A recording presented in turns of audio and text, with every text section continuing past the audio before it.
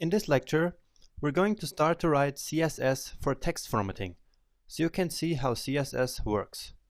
It's really easy. So, we'll jump right into the CSS file here to start write some code. CSS is written in rules.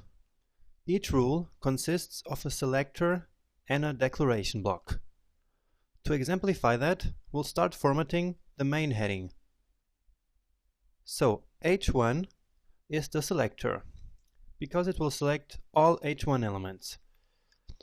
This means that all h1 elements will be formatted with the code we will write in the declaration block, here in curly brackets.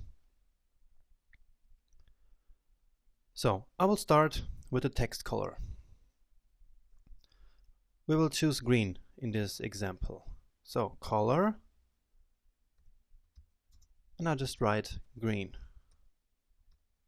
and then semicolon. And you see the h1 element actually changed its color to green. So to sum this up, the property here is color, and the value of that property here is the name green. Next, we want to change the text size, right?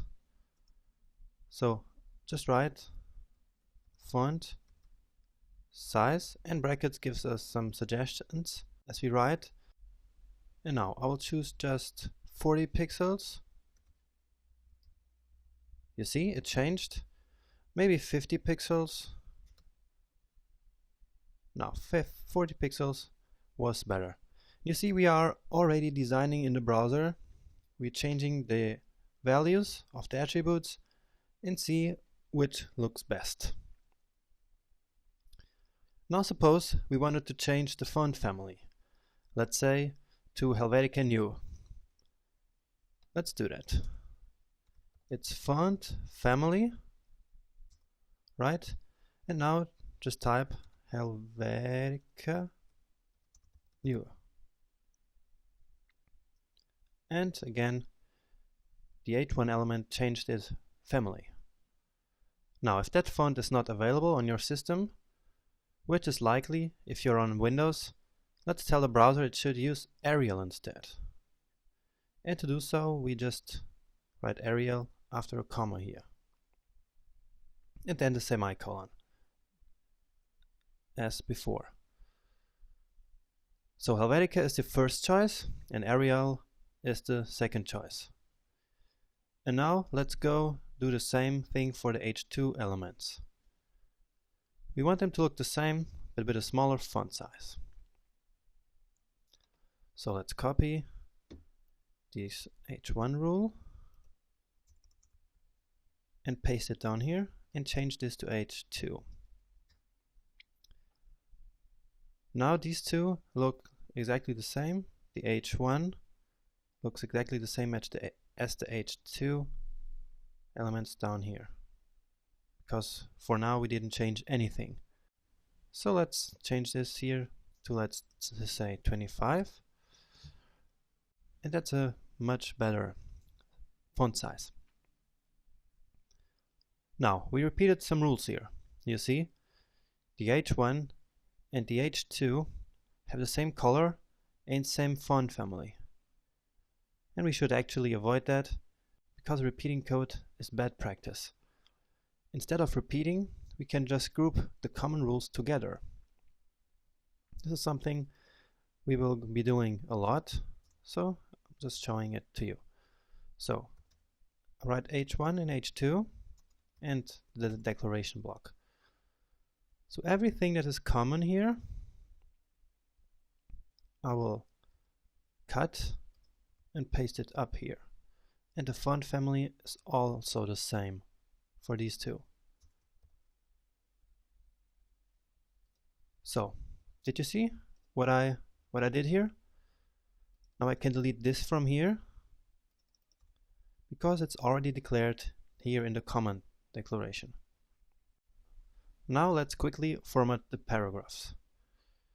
I will first go back to the HTML file and delete this random text we put here just to see how strong and emphasize and underline works.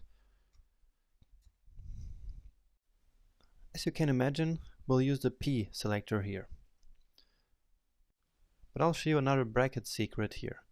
Instead of switching to the CSS file, you can edit CSS right here in the HTML file. Just click on the P tag and then hit Command E or Control E. Command E, and this opens a CSS editing section right here in this file. This is called Quick Edit. Now I hit New Rule.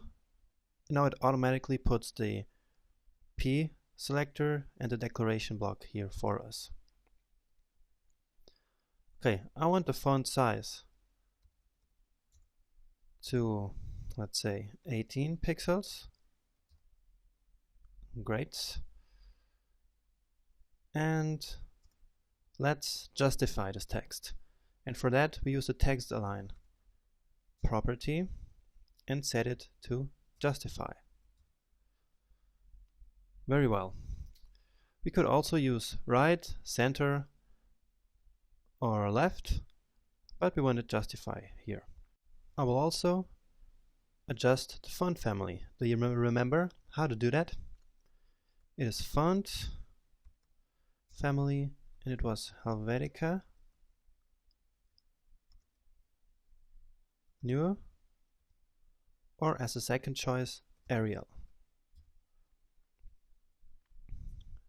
Alright. Maybe you notice that the link text is still in the original format down here. Now we could go ahead and format the A tag, right? But I will show you a much better solution. So let's switch back to the CSS file. And at the beginning, I will add a rule for the body.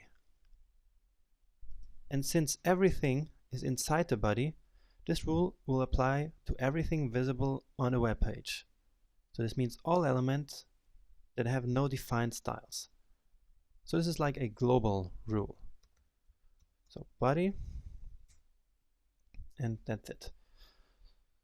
So the first thing, I can go ahead and copy the font family right into the body. Like this. Okay, now you see that everything has the Helvetica Newer font family, even the links which I didn't even style yet. If I delete this font family declaration down here for the P element, it still looks the same because we defined that everything inside the body will have Helvetica Newer as font family. And I will do the same thing with the font size. We'll cut it here, paste it here in the body. So the paragraph is back to the 18 pixels, but now the links are also with 18 pixels. Now the reason this works is because of CSS inheritance, which is a very important concept in CSS. We changed the font size in the body, and so the elements that are inside of the body inherit its style. So child elements inherit the properties from their parent elements, unless we override their styles, as we did right here in the H1 in H2. Sorry, in the H2 declarations. Alright, I think this was a good introduction to CSS code. So congratulations! You have created some nice clean CSS code here, without repetitions, and have made the text look pretty good for now. Isn't that great? Now this was a lot of stuff to absorb, so feel free to go through it again and make sure you understand exactly what we did, because it's very important that you understand everything from here, because from now we will use these concepts for the next lectures.